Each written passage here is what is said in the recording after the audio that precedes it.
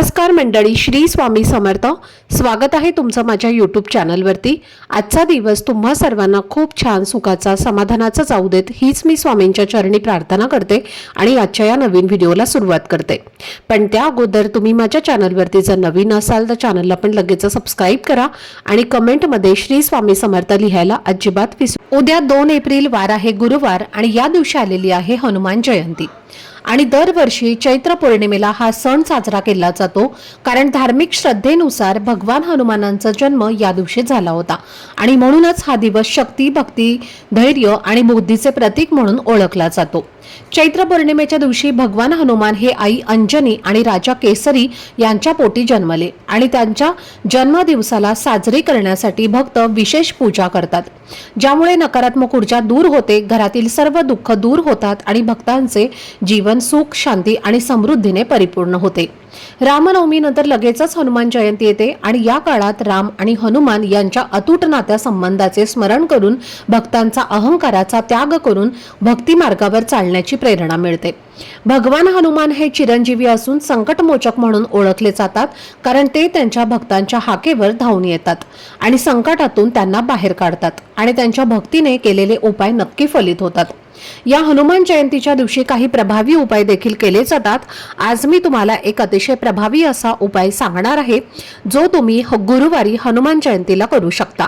या उपायात तुम्हाला 11 उडदाचे दाणे वापरायचे आहेत आणि या उपायामुळे घरातील बाहेरील बाधा, शत्रूचा त्रास, नजरबाधा, घरातील भांडणं सर्व दूर होतात. घराची, मुलांची आणि पतीची अगदी भरभरून अशी प्रगती होते. 7 पिढ्यांचा दारिद्र्य नष्ट होतो आणि तुमच्या सर्व इच्छा मनोकामना पूर्ण होतात. तसेच साक्षात भगवान हनुमान हे प्रसन्न होतात.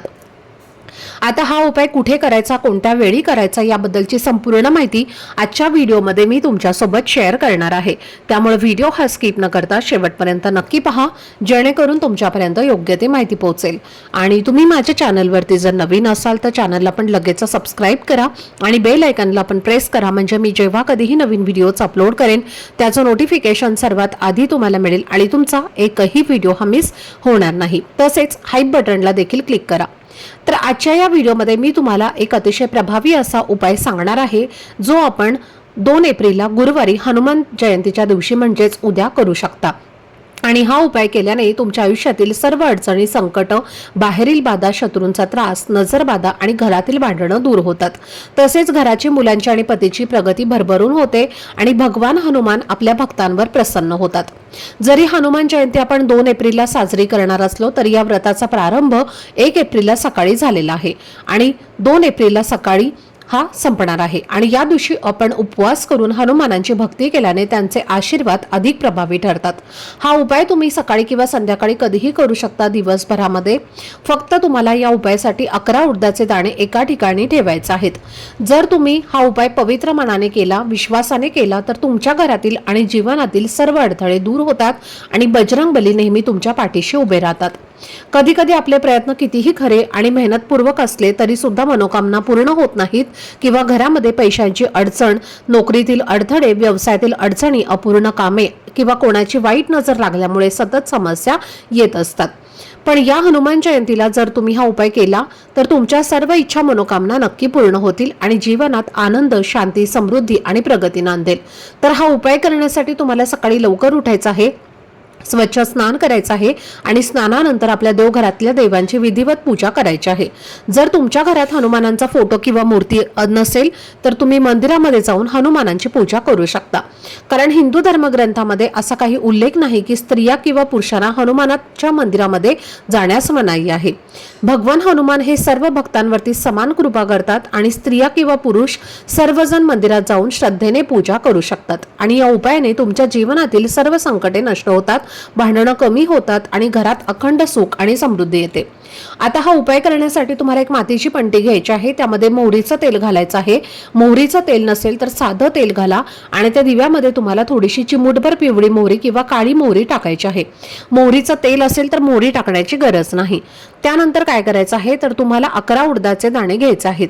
डाळ घ्यायची नाही, काळे उडदाचे दाणे तुम्हाला घ्यायचे आहेत. अखंड तुम्हाला काळे उडीद जे असतात तर ते घ्यायचे आहेत. आणि त्यासोबत तुम्हाला थोडेसे फुटाणे आणि थोडासा गुळ घ्यायचा आहे. एका वाटीमध्ये थोडासा शेंदूर घ्यायचा आहे. चमेलीचं तेल तुमच्याकडे असेल तर ते तेल तुम्ही त्या शेंदुरामध्ये टाकू शकता, नसेल तर थोडंसं पाणी टाकलं तरी सुद्धा चालेल. आणि असा शेंदूर घेऊन तुम्हाला या सर्व वस्तू घेऊन तुम्हाला हनुमानांच्या मंदिरामध्ये जायचं आहे.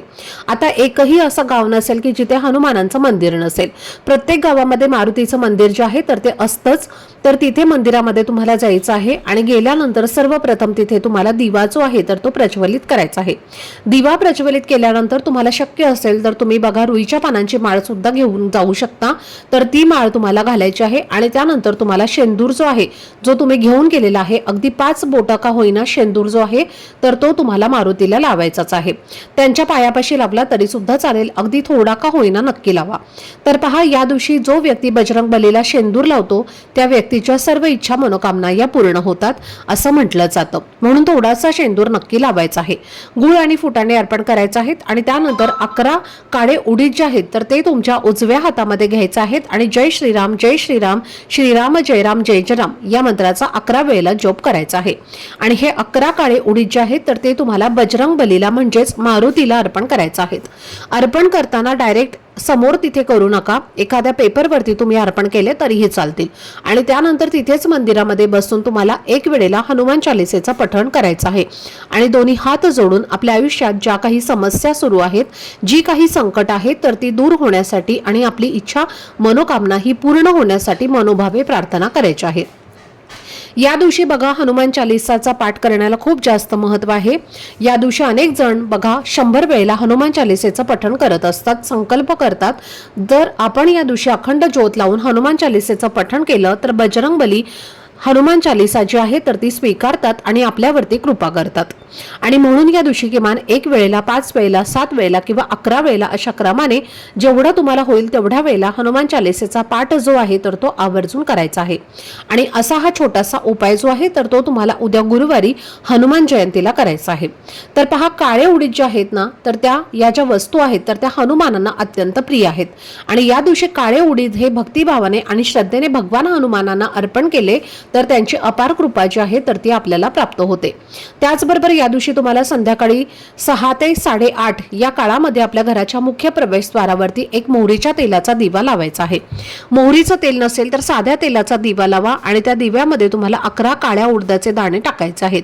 त्यामध्ये आपल्या घरामध्ये जे काही दोष असतात, त्यामुळे आपल्या घरामध्ये जी काही नकारात्मक ऊर्जा आहे किंवा आपल्या घरामध्ये काही जर बाहेरची बाधा झालेली आहे तर ती 100% या उपायामुळे दूर होते आणि आपल्या घराची मुलांची आणि पतीची प्रगती व्हायला सुरुवात होते. हा दिवा कुठे लावायचा आहे तर हा दिवा जेव्हा तुम्ही बाहेरून घरामध्ये प्रवेश करता तेव्हा जी उजवी साईड असणार आहे तिथे तुम्हाला हा दिवा जो आहे तर तो सायंकाळी प्रज्वलित करायचा आहे. त्याचबरोबर या दिवशी तुम्हाला तुमच्या घरावरनं मूठभर काळे उडीद जे आहेत तर ते सुद्धा उतरवून टाकायचे आहेत. आपल्या उजव्या हातामध्ये थोडेसे काळे उडीद घ्या, घराच्या बाहेर जाऊन तुम्हाला उभं राहायचं आहे आणि तुमची जी दक्षिण दिशा आहे म्हणजे तुमची जी दिशा आहे तर त्या आतल्या साईडनं असेल, तुमचं तोंड जे आहे तर ते आतल्या साईडनं येईल अशा पद्धतीने घराच्या मुख्य प्रवेशद्वाराच्या बाहेर उभं राहायचं आहे. काळे उडीद जे आहेत तर ते आपल्याला आपल्या हातामध्ये घ्यायचं आहेत आणि ज्या प्रकारे घड्याळाचा काटा फिरतो त्या प्रकारे आपल्या घरावरनं 7 वेळेला तुम्हाला उतरवून घ्यायचं आहेत आणि घराच्या बाहेर जाऊन निर्जरी ठिकाणी म्हणजे जिथे कोणीही येत नाही जात नाही अशा ठिकाणी तुम्हाला फेकून द्यायचं आहेत. फेकल्यानंतर मागे फिरून पाहायचं नाही, सरळ घरी यायचं आहे, हातपाय स्वच्छ धुवायचे आहेत आणि तुमची जी काही नित्य कामं आहेत तर ती तुम्हाला करायची आहेत. हा उपाय केल्याने आपल्या घराला जर कोणाची वाईट नजर लागलेली असेल, कोणी काही दोष लावलेले असतील तर नक्कीच यामुळे दूर होतात. त्याचबरोबर हनुमानांना भगवान श्रीराम प्रिय असल्यामुळे त्यांना समर्पित असणारा सुंदरकांडाचा पाठ या दिवशी अनेक भक्त करतात. कारण ज्यावेळी आपण हनुमान जयंतीला सुंदरकांडाचा पाठ करत असतो त्यावेळेला हनुमान साक्षात तो पाठ ऐकण्यासाठी विराजमान होतात. त्यामुळे सुंदरकांडाचा पाठ करताना एक आसन जे आहे तर ते तुम्हाला जास्तीचे लावले जाते. हा पाठ अत्यंत प्रभावी असल्याने तुम्ही हनुमान जयंतीला सुंदरकांड मारुतीला अवश्य ऐकवावे. त्यामुळे तुमच्या मनातील सर्व इच्छा कामना किंवा मनोकामना ज्या आहेत तर त्या त्वरित पूर्ण होतात. आता याच बरोबर मारुतीची आई म्हणजेच कोण तर माता अंजनी माई. तर यांना रुईचं झाड हे खूप जास्त प्रिय होतं आणि त्या रुईच्या झाडाच्या परमभक्त असल्याने त्यांनी आपल्या पुत्राला म्हणजेच हनुमानांना बळबुद्धी मिळण्यासाठी रुईच्या झाडाच्या पानांची माळ घातल्याची पौराणिक कथा जी आहे तर ती सांगितली जाते. आणि म्हणून हनुमान जयंतीच्या दिवशी हनुमानांना आवर्जून रुईच्या पानांची माळ ही घालावी. हनुमान जयंतीच्या दिवशी आपल्या मनातील इच्छा पूर्ण करण्यासाठी रुईच्या पानावर चंदनाने किंवा अष्टगंधाने राम हा शब्द लिहून आपली इच्छित मनोकामना सांगून ती माळ मारुतीच्या गळ्यात घालावी. त्याने इच्छापूर्ती होते. तसेच या दिवशी हनुमानांना बुंदीच्या लाडूचा नैवेद्य जो आहे तर तो आवर्जून दाखवावा. त्यांना बुंदीचे लाडू जे आहेत तर ते खूप जास्त प्रिय होते. सोबतच विड्याचे गोड पान देखील मारुतीला मनोकामना पूर्ण करण्यासाठी या दिवशी अर्पण केले जाते.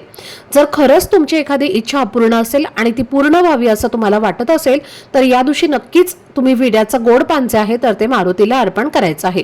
तर हे काही छोटे छोटे प्रभावी उपाय सेवा ज्या आहेत तर त्या तुम्हाला उद्या हनुमान जयंतीला करायच्या आहेत. तर ही अत्यंत महत्त्वाची माहिती मला तुमच्यासोबत शेअर करायची होती. आजचा हा व्हिडिओ जर तुम्हाला आवडला असेल, माहितीपूर्ण वाटला असेल तर व्हिडिओला लाईक करा. चॅनलवरती नवीन असाल तर चॅनलला सबस्क्राईब करा आणि हा व्हिडिओ आपल्या मित्रपरिवारासोबत जास्तीत जास्त शेअर करा. चला तर मग भेटूया पुढच्या अशा एका नवीन व्हिडिओमध्ये. तोपर्यंत सर्वांना श्री स्वामी समर्थ. धन्यवाद.